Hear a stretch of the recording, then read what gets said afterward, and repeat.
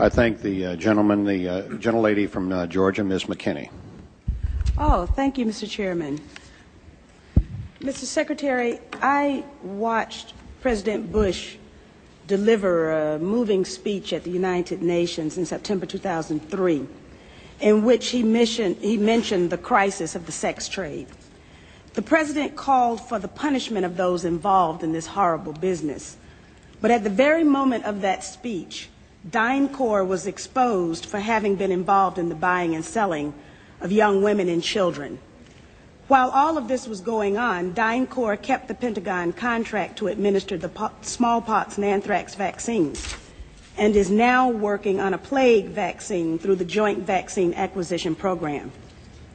Mr. Secretary, is it policy of the U.S. government to reward companies that traffic in women and little girls? That's my first question. My second question, Mr. Secretary, according to the Comptroller General of the United States, there are serious financial management problems at the Pentagon, to which Mr. Cooper alluded. Fiscal year 1999, $2.3 trillion missing.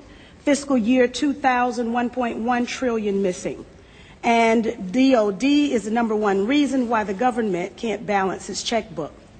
The Pentagon has claimed year after year that the reason it can't account for the money is because its computers don't communicate with each other. My second question, Mr. Secretary, is who has the contracts today to make those systems communicate with each other? How long have they had those contracts? And how much have the taxpayers paid for them?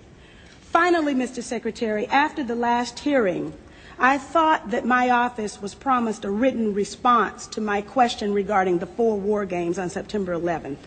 I have not yet received that response, but would like for you to respond to the questions that I've put to you today, and then I do expect the written response to my previous question, hopefully by the end of the week. Thank you, Representative. First, the answer to your first question is no, absolutely not. The policy of the United States government is clear, unambiguous, and opposed to the activities that you described. The second question. Well, how do you explain the fact that DynCorp and its successor companies have received and continue to receive government contracts? I would have to go and find the facts, but there are laws and rules and regulations with respect to government contracts, and there are times that corporations do things they should not do, in which case they tend to be suspended for some period.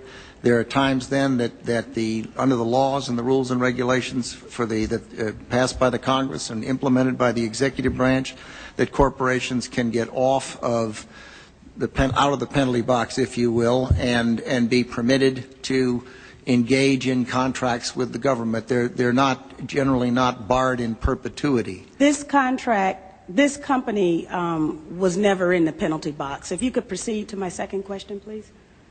The second question.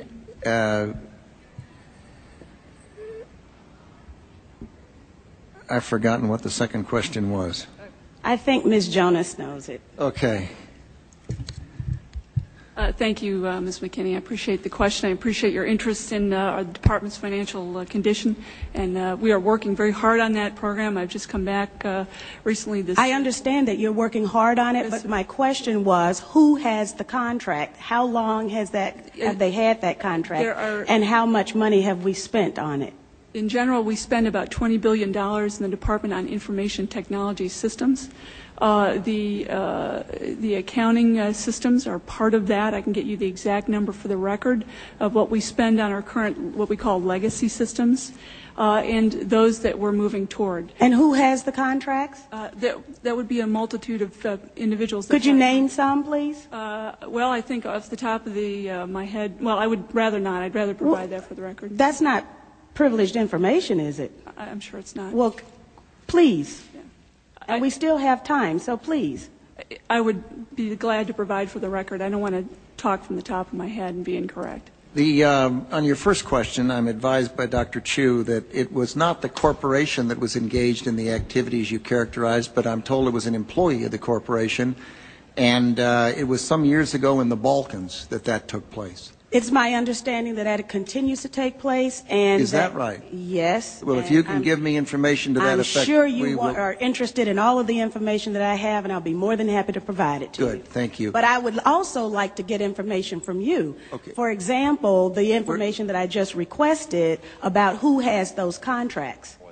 Let me assure the gentlelady that we'll make sure that this exchange of information takes place. And Mr. Secretary, if you can get back with us on the DynCorp story, we'll get that to the gentlelady. Thank you, Mr. Chairman. We'll get back on both of the first two questions, but the Congresswoman has raised the other question twice now, and I'd like to have General Myers respond because you mentioned it in the last hearing, and I think it would be helpful to get the answer, even though we're on red, if you don't mind, Mr. Chairman. General Myers, go right ahead. But I would like to have the answer in writing as well, as I thought my office was promised. Okay, I don't know about the promise, Congresswoman, but could you repeat the question to make sure I'm answering the right question? This is 9/11 question.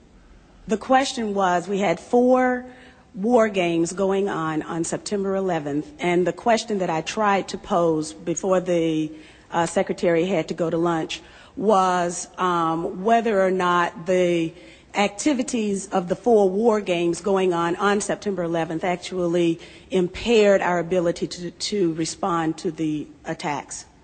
The answer to the question is no, did not impair our response. In fact, General Eberhart, who was then the commander of North American Aerospace Defense Command, as he testified in front of the 9/11 Commission, I believe he told them that it enhanced our ability to respond, given that NORAD didn't have the overall responsibility for responding to the attacks today. That was an FAA responsibility.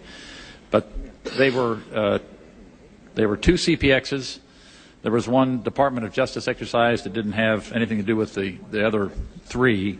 And there was an actual operation ongoing because there was some Russian bomber activity up near Alaska. So let me ask you this then. Who was in charge of managing those war games?